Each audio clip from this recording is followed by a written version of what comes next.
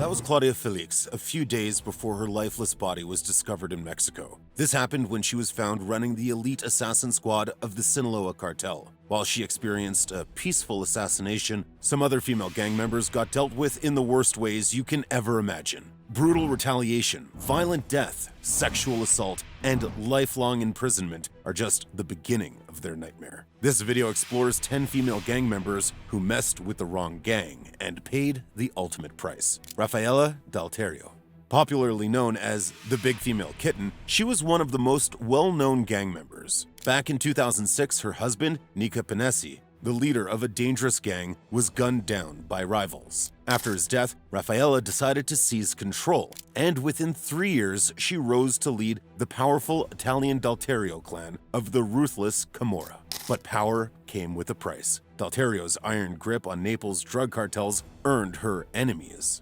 Rival gangsters, burning with jealousy and fury, marked her for death. However, their rage didn't just find her. Her son, Raphael, was also caught in the crossfire. For decades, the Camorra has been a blood-soaked empire responsible for over 4,000 murders in just 30 years. But D'Alterio's reign wasn't only built on violence. Extortion, money laundering, counterfeit cash, trafficking, robbery, arms dealing, and drugs. Her criminal empire raked in about $200 billion a year.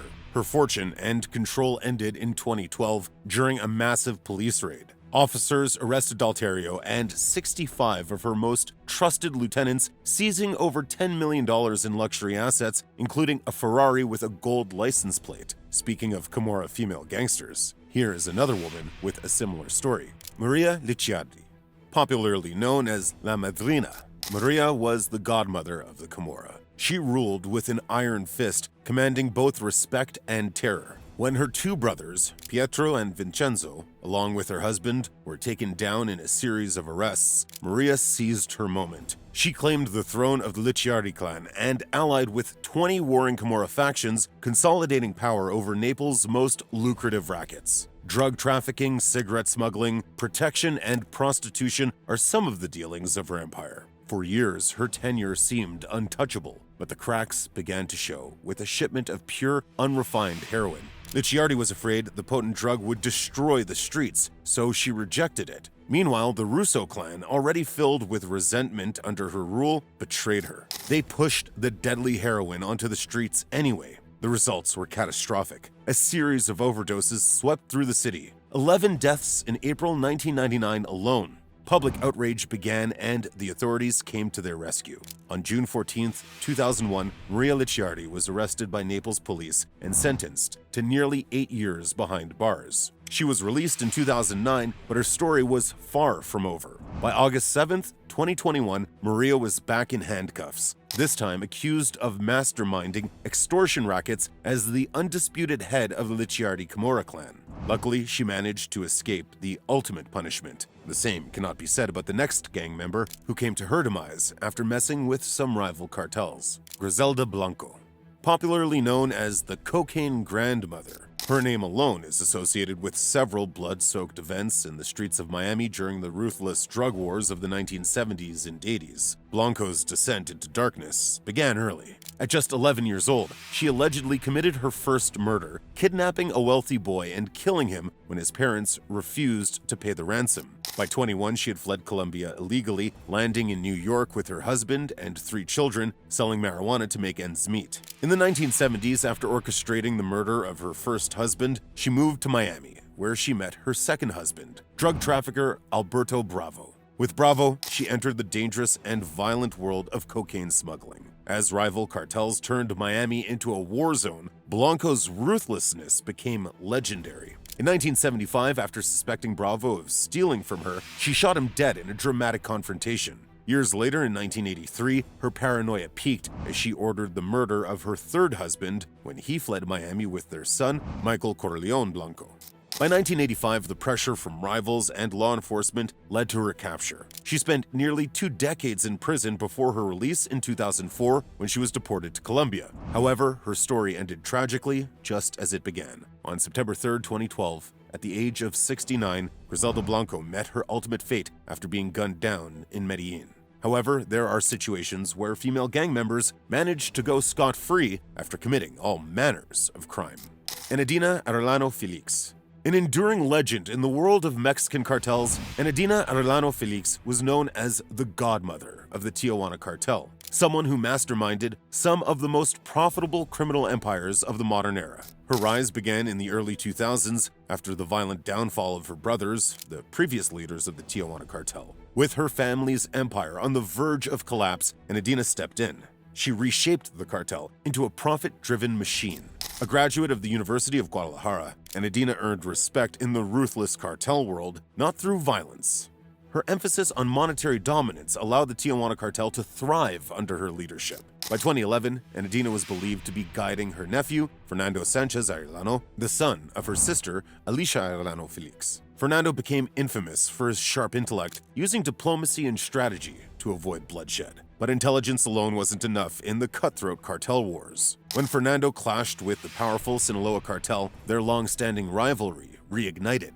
In 2014, Fernando was captured, leaving Enedina to reclaim control once more. The rivalry between the Tijuana and Sinaloa cartels had already left too much damage. Their war from 1989 to 1983 and another from 2001 to 2002 was marked by brutal assassinations and kidnappings. But what happens when a whole cartel is controlled by female gang members? Here is the story of a different gang with an unexplainable love for money. 40 Elephants. A cartel associated with the criminal underworld of London. Operating from the late 18th century until the 1950s, this all-female gang carved a legacy of theft and cunning deceit, targeting high-end stores and wealthy households. From their base in the Elephant and Castle district in South London, these women specialized in shoplifting luxury goods worth thousands of pounds from the prestigious shops of the West End. But their ambition didn't stop at store raids. Disguised as housemaids, they infiltrated the homes of the rich, looting jewelry, fine art, and anything of value. Masters of disguise and deception, the 40 Elephants exploited security flaws and vanished without a trace. Their profits fund extravagant lifestyles. As their empire expanded, they modernized, using fast cars and the British railway system to transport stolen goods, pushing their influence beyond London to rural towns and seaside resorts. In 1925, the infamous Battle of Lambeth pitted them against law enforcement in a bloody clash. The arrests and convictions that followed destroyed the gang's operations. Although they adapted for decades, the constant cycle of arrests eventually caught up with them. By the 1950s, the 40 Elephants had faded into history. But even while they became popular for their massive crime that avoided bloodshed, here is another gang marked by brutal killings and betrayals. Melissa Margarita. Known as La China, Melissa was a queen of death, presiding over a reign of terror that claimed more than 150 lives. Her rise to power in the violent world of Mexican cartels came at a high cost, both to her enemies and her allies. La China's dark nature was revealed at just 20 years old when she fell in love with Eric Davalos von Bostel, a member of the Los Damaso gang. But their romance ended in tragedy. Eric was brutally strangled by El Grande, a cartel enforcer, leaving Melissa consumed by grief. She tattooed his surname on her forearm. It was her next relationship with Hector Pedro Camarena Gomez that pushed her deeper into the underworld. Together, they built a ruthless network of assassins under the banner of the feared Los Antrax cartel, carrying out cold-blooded murders. When her spouse was captured, he made a desperate deal with the police. In exchange for a lighter sentence, he led them to a mass grave where all his victims were laid to rest. But his betrayal didn't stop there. He also exposed a lot of corrupt officers working in Melissa's favor. As a result, her empire crumbled in 2015 when authorities caught her near the international airport in Cabo San Lucas. She was trying to flee to Culiacan, Sinaloa, but the walls were closing in. Her arrest marked the end of a decade-long bloodbath that terrorized Baja California Sur. And even though she became infamous for her willingness to kill, here is another gang member with a similar story, but a more tragic ending. Kakeria Barnes. Popularly known by dark aliases like Young Killer and Tata Assassin, Kakeria Barnes was a name that shook the whole of Chicago's gangland. At just 14 years old, she was rumored to have committed her first murder, a deadly act that marked her as one of the most infamous female gang members in U.S. history. Operating as a feared assassin for a faction of the gangster Disciples, Barnes was allegedly tied to as many as 20 gang-related deaths by the time she was 17. Her reputation grew quickly, fueling her deadly loyalty to the streets. But the life of a young killer is a short one. On April 10, 2014, Barnes was walking to a friend's house in the Woodland neighborhood when death finally came for her. A hooded gunman approached her on the 6400 block of South Eberhard Avenue and sprayed bullets. 9 shots struck her chest, neck, and jaw, leaving her lifeless on a set of wooden steps. Hours before her murder, Flyboy gang rapper Lil J posted a provocative video mocking the death of rival rapper Blood Money, sipping red liquid from a styrofoam cup and singing, "Sipping on Blood Money." The next day, Barnes became another tragic statistic in Chicago's endless cycle of gang violence. Even though Davis died as a feared gang member, here is another woman who perished at the hands of those she trusted most. Deborah Davis. At 26 years old, a young and vibrant lady was unaware that her longtime boyfriend, Flemmy, who was one of Boston's most dangerous gangsters, had marked her for death. Her crime was suspecting too much. By September 1981, Deborah had spent nearly 9 years at his dangerous tarmac, but she had gotten tired of the secrets and the blood that stained their lives. She wanted out. What she didn't know was that walking away from Flemmy meant signing her own death warrant. Flemmy wasn't just a gangster, he was the right-hand man for James Whitey Bulger, Boston's most feared criminal kingpin. Together, Flemmy and Bulger had built an empire of terror, ruling South Boston.